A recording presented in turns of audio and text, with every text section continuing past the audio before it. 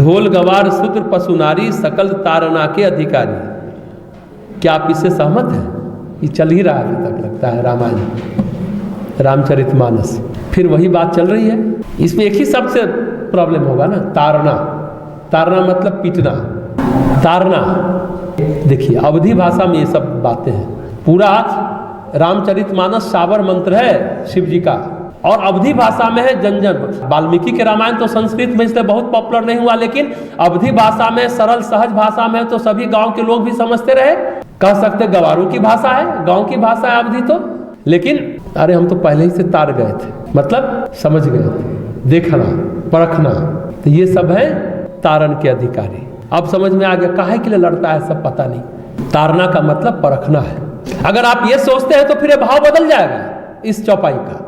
देखिए तुलसीदास जी बालकांड के 11वें दोहे में क्या कहते हैं? जुगति बेधि पुनि, यानी इस कविता रूपी रामचरितमानस के धागे में बहुत मुक्तामणि है, बहुत बुद्धिमानी से पिरोए गए हैं, और इसमें कई धागे हैं जो साधक है, महात्मा है, वही इसे पहचान पाएंगे।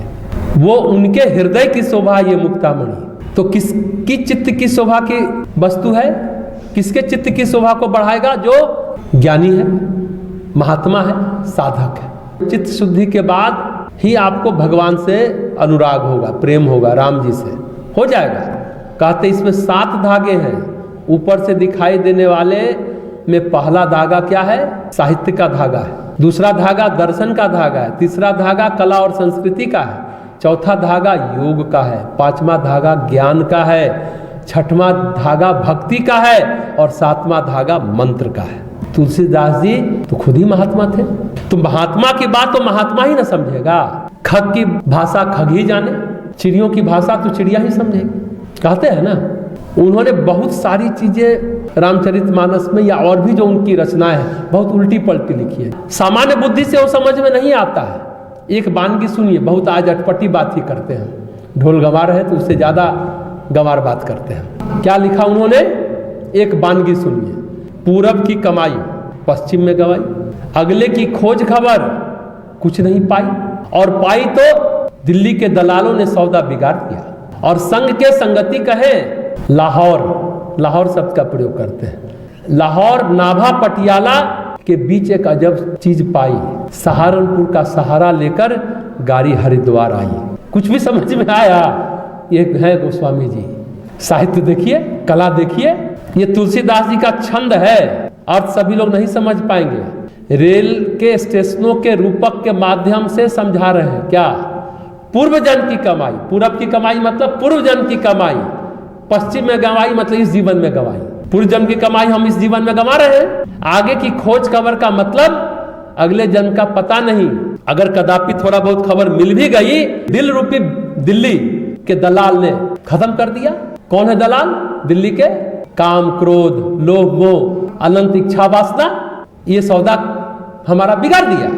देखिए, यानी लक्ष्य से भटका दिया। लाहो, लाहो का मतलब क्या है? लाहौर मतलब अभी भी पकड़ लो, संग कर लो, संगति कर लो, आप उन्नति कर लेंगे। नाभा यानी नाभि कमल।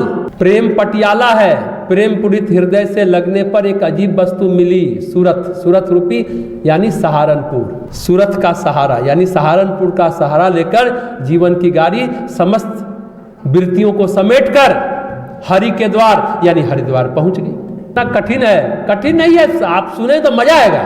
इस प्रकार अनुराग पूरी चित्त से भजन करने पर साधना होती है। वो ये कहना चाहते हैं। एक जगह और क्या वानगी देते हैं? अवधि में बोल रहे हैं, समधिन चले बाजार 4 यार संग लगे। ये समधिन कौन है? समधिन है समाधि, और 4 यार कौन है?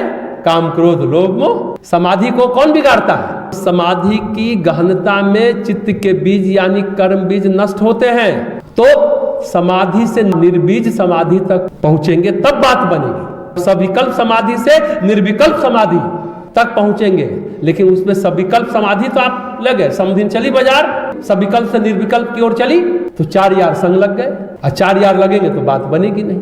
एक और है क्या? साई के संग सासू आई, संग न सूती स्वाद न जाना, जोवन बर्थ गवाई। बर्थ यानी व्यर्थ। पत्नी रह रही है पति के साथ चली आई सासू माँ।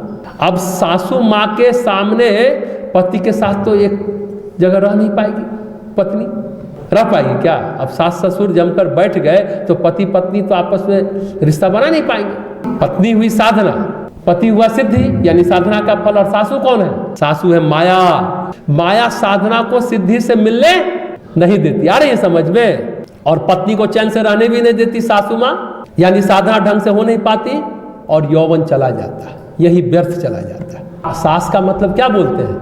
जो सांस लेने ना दे वो सास, सासू माँ। तो ये महात्माओं के वचनों की वानगी दे रहे हैं तुलसीदास जी। मतलब गोस्वामी जी को आप हल्के से नहीं ले सकते। रामचरित मानस को उन्होंने बहुत युक्ति से पिरोया है गोस्वामी जी ने। केवल इसका अधिकारी वही है जो इसके मर्म को समझ पाएगा। नहीं तो बाजार में सारे पुराण मिलते हैं, उपनिषद भी मिलते हैं, पढ़ लीजिए, विद्वान बन जाएंगे। 100 रुपया में गीता प्रेस का उपनिषद मिल जाएगा। 100 रुपया में आप ऋषि बन जाइएगा, महात्मा बन जाइएगा, साधु बन जाइएगा। जैसा हमने कहा पूरी की पूरी रामायण साबर मंत्र में लिखी है। अब साबर मंत्र में क्या है? ढोल गवार शूद्र पशु नारी सकल तारणा के अधिकारी।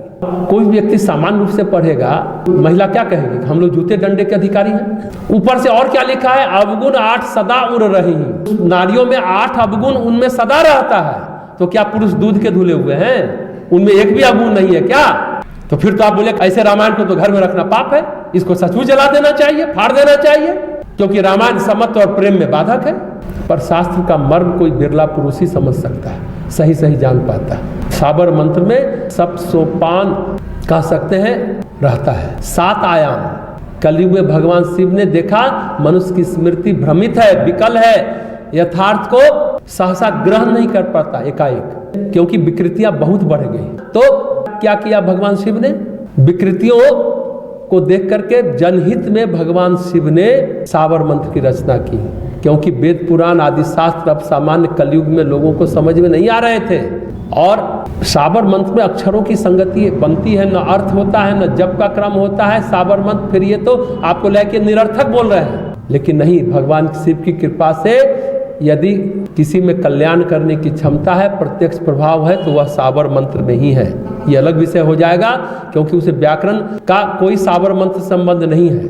आप रामायण पढ़ेंगे ना तो आपका हिंदी और वो अवधी भाषा में बहुत अंतर लगेगा लिखा हुआ।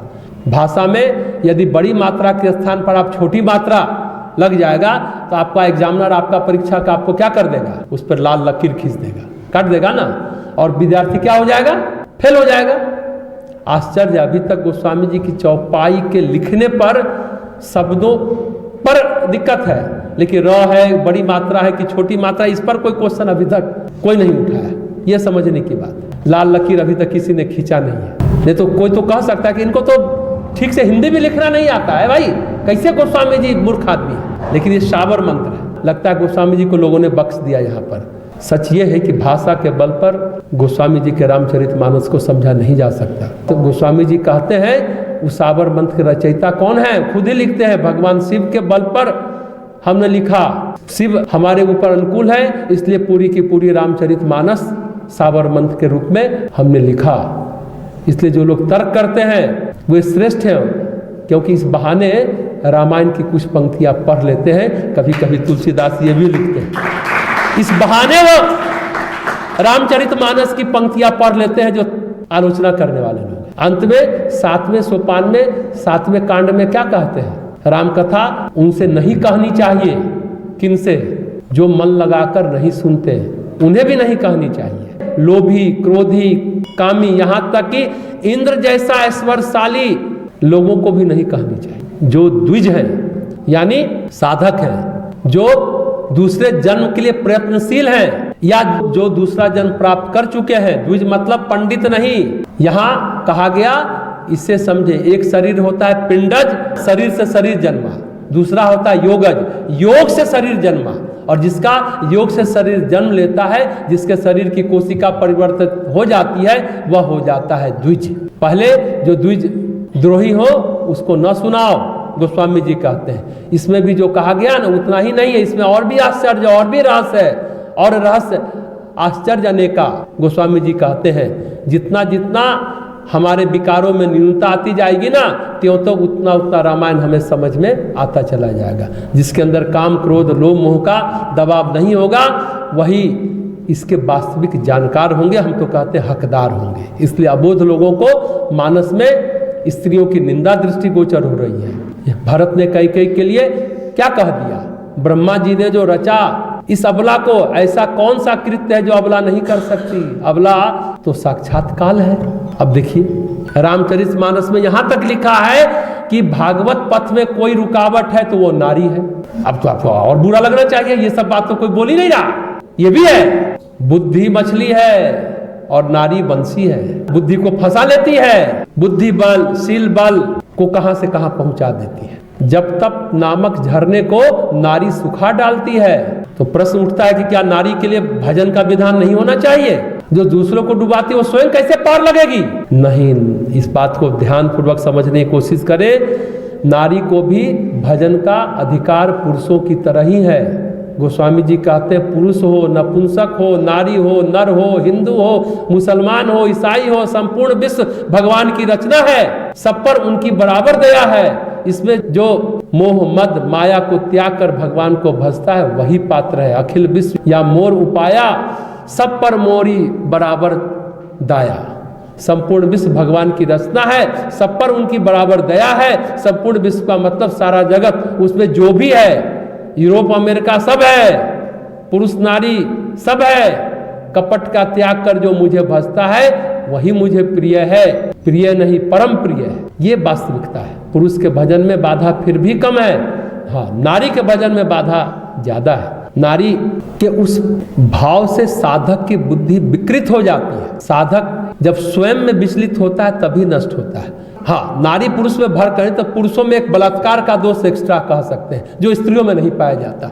इसलिए पहले के मनुष्य ने माताओं के लिए घर में रहकर भजन का विधान बनाया।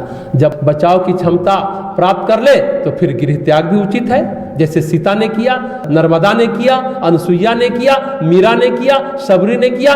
भगवान को इतना अनुकूल कर लिया, उपद्रव आए पर सब असफल हो गए।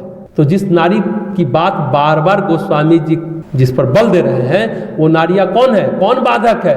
तिनमा अति दारुद दुखद माया रूपी नारी। सबसे दुखद कौन? माया रूप नारी, यानी माया ही नारी है। स्त्री भजन करे तो माया बाधक, पुरुष भजन करे तो भी माया बाधक। इंद्रियों में विष भरने वाली तरंगे जो है ना, मन सहित इंद्रियों का संसार, न कि संसार सागर में जल भरा है, आप आराम से डूब जाएंगे। माया रूपी संसार में आप डूब जाएंगे, यानी संसार सागर में जल भरा आप डूब जाएंगे। माया तो लंबी चौड़ी है पर इतना ही प्रभाव आप पर डाल पाती है जितना चित्त की वृत्तियां आपकी विकृत है।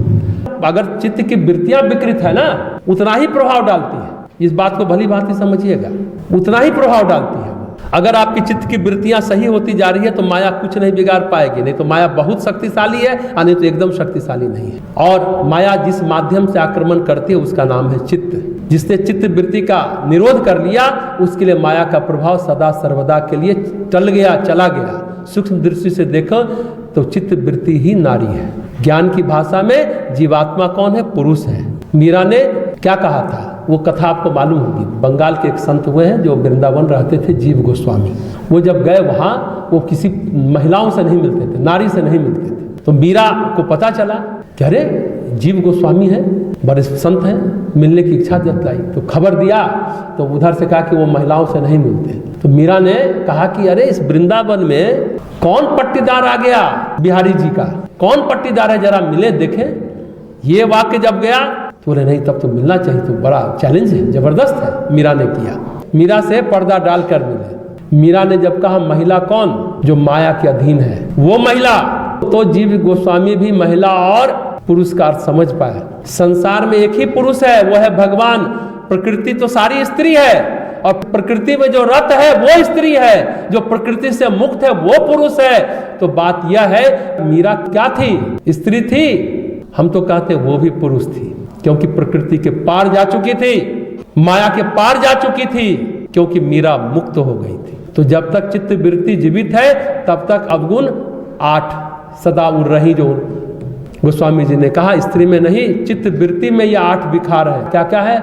दुस्साहस, चंचलता, कपट, भय, छल, छद्म, अविवेक, अभ्यांतरिकता, मलिनता और कठोरता। ये है अभ्यांतरिक, मलिनता और कठोरता। अब उस चर्चित चौपाई पर अगर बात करें तो ये क्या है? ढोल, गंवार, शूद्र, पशु, नारी सभी डंडे के अधिकारी हैं।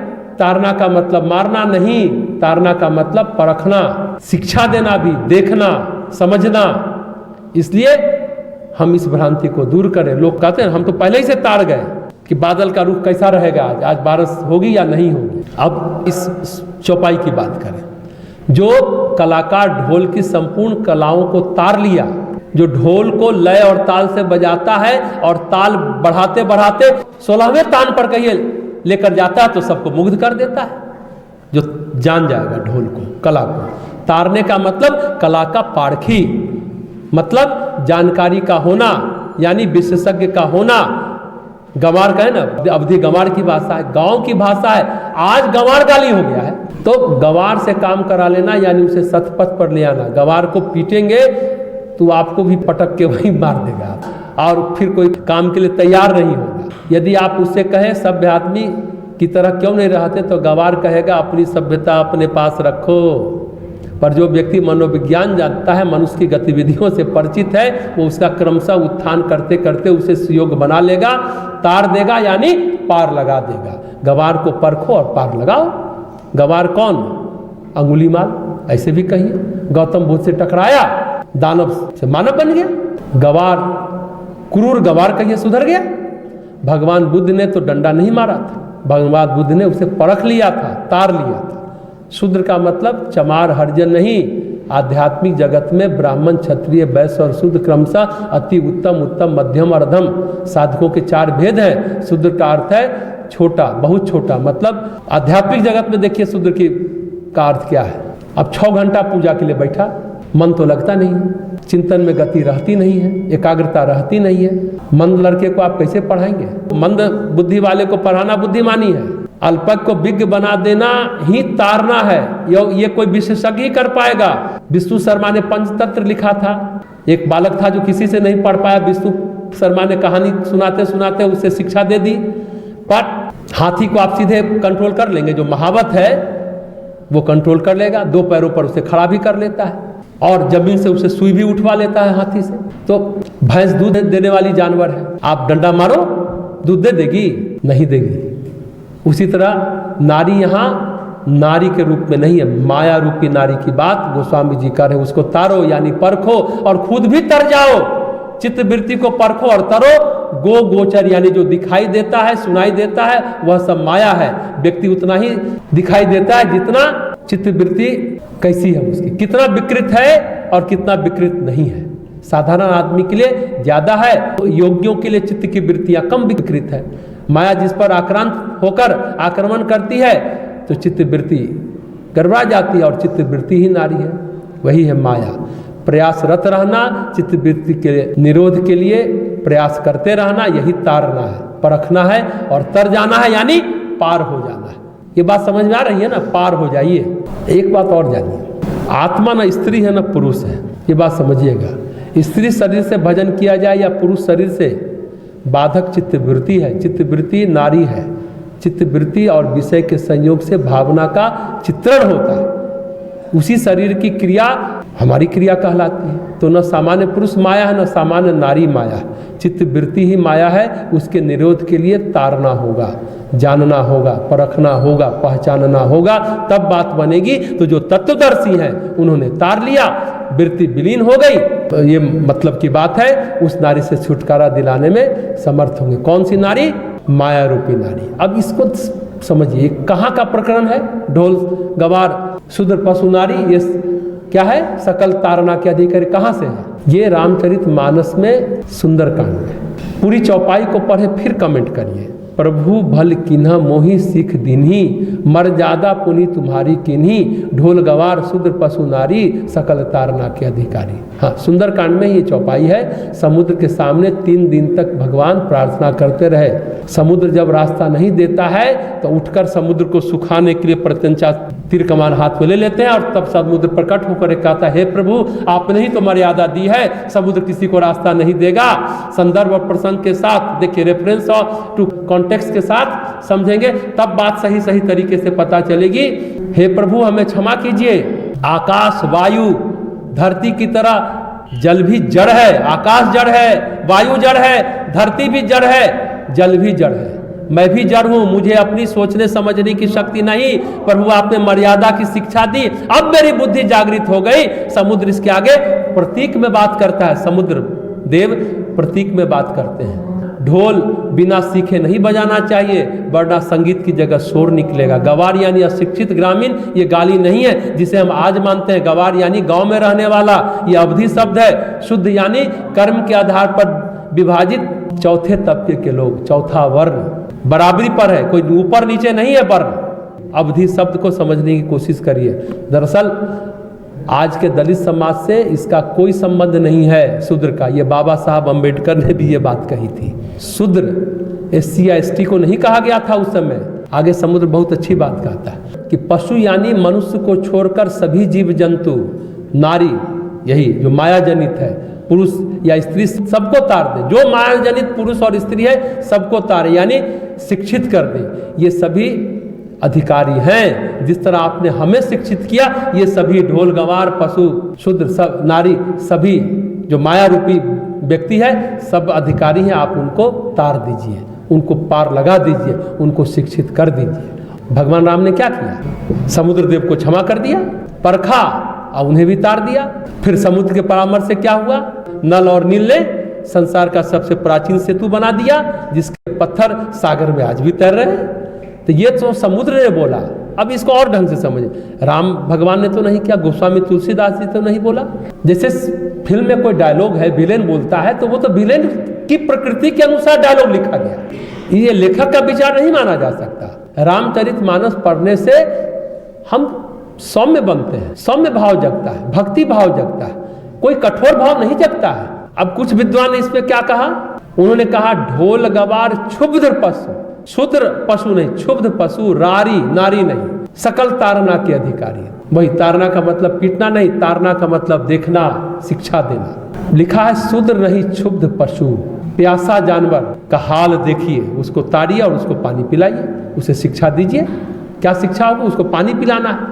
तो कहने का अर्थ है शूद्र को भी अगर लेंगे तो काम के बदले जो पैसा लेता है तो शूद्र है। तो सॉफ्टवेयर इंजीनियर, कलेक्टर, किरानी जो पैसा ले रहा है सभी शूद्र है आज के डेट में। तो ऐसे आप व्याख्या कर दीजिए, लेकिन वो बात नहीं है। 4 प्लेटफार्म था। जो एक ही घर में पिता अगर शिक्षा देता है तो ब्राह्मण है, बेटा फौज में चला गया बचाव का काम करता है तो वो क्षत्रिय है, कोई भाई बिजनेस करता है तो वो वैश्य है, माँ घर में सबकी सेवा करती तो शूद्र है। सबसे पहले देखिए हम लोग अपने भारतीय संस्कृति में प्रणाम करते हैं तो सबसे पहले पैर छूते हैं, यानी शूद्र का सम्मान सबसे पहले अगर आप इसको शूद्र कहते हैं तो अरे पैर ना हो तो इसकी क्या औकात है जी, क्या कीमत है? सबसे महत्वपूर्ण है शूद्र। इस रूप में सोचिए, SC ST मत सोचिए, दलित मत सोचिए, हरिजन मत सोचिए। तो बाद की विकृति है, मध्यकाल की विकृति है। जन्म के आधार पर वर्ण विभाजन हुआ, कर्म के आधार पर वर्ण विभाजन नहीं रहा। ये समझने की बात है। एक ही परिवार में सभी रहते थे, एक ही प्लेटफॉर्म पर सभी रहते थे।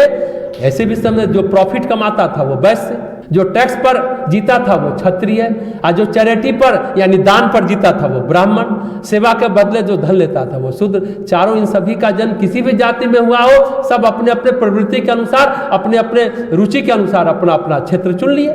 तो जैसा स्वभाव होता है वैसा व्यक्ति अपना प्रोफेशन चुन लेता है। जहाँ तक नारी के अपमान की बात कहते हैं तो रामचरितमानस में कैकेयी के कारण भगवान राम का वनगमन हुआ। दशरथ ने भी कोई कटु वचन नहीं कहा। जब भरत लौट के आते हैं माँ को बहुत डांट लगाते हैं, लेकिन मर्यादा नहीं क्रॉस करते हैं। और देखिए कि भरत के साथ तीनों माँ कौशल्या, कैकेयी, सुमित्रा जाती है भगवान राम को वापस लाने के लिए। अगर आप ध्यान से पढ़े होंगे तो सबसे पहले भगवान राम जिनके कारण कैकेयी के कारण बन गए, सबसे पहले कैकेयी का पैर छूते हैं, फिर कौशल्या का छूते हैं, फिर सुमित्रा का छूते हैं। कैकेयी तो उनको भी बहुत मानती थी और ये भी अपनी माँ से ज्यादा मानते थे कैकेयी को। कहाँ लिखा है भाई कौन राम गड़बड़ है?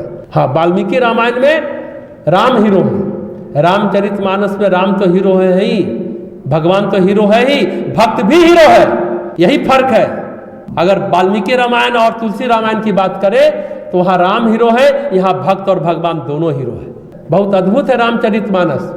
अरे आप देखिए, सबरी के जूठे बैर खाए, अहिल्या को तार दिया, पत्थर की शिला बन गई थी। और तो और जब मेघनाथ मारा गया है, बाह कट के गया है कि माया तो नहीं है, आकर के चेक करने के लिए सुलोचना आती है। मेघनाथ की पत्नी त्रावण बोलता है दुश्मन के शिविर में जाओगे? बोले कि ये राम का शिविर है, आपका शिविर नहीं है, वहां स्त्रियों की इज्जत होती है। इतना कॉन्फिडेंस है, इतना भरोसा है सुलोचना को अपने दुश्मन, लेकिन भगवान राम पर, और गई है वहां आदर से भगवान राम सुलोचना को लाते हैं और मेघनाथ का मरा हुआ शरीर देते हैं और वही वो सती होती है। ये है राम। अब आप कहें कि अग्नि परीक्षा सीता का दिया गया। अरे सीता आप लोग पढ़े होंगे, अब मैं लीला करने जा रहा हूं।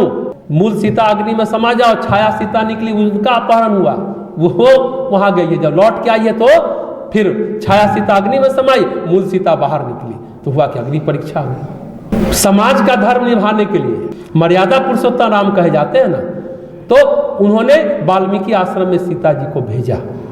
उसको हम लोग कहते हैं कि गर्भवती महिला को उन्होंने लक्ष्मण को कहा, वो जंगल में छोड़ आया। कहने का ढंग है। वो वाल्मीकि आश्रम गए कि बच्चे लोग तपस्वी बनेंगे, ये बनेंगे, सारा वो बातें। नारी का अपमान कहीं रामचरितमानस में नहीं है। अशूद्र कौन है ये समझने की कोशिश की।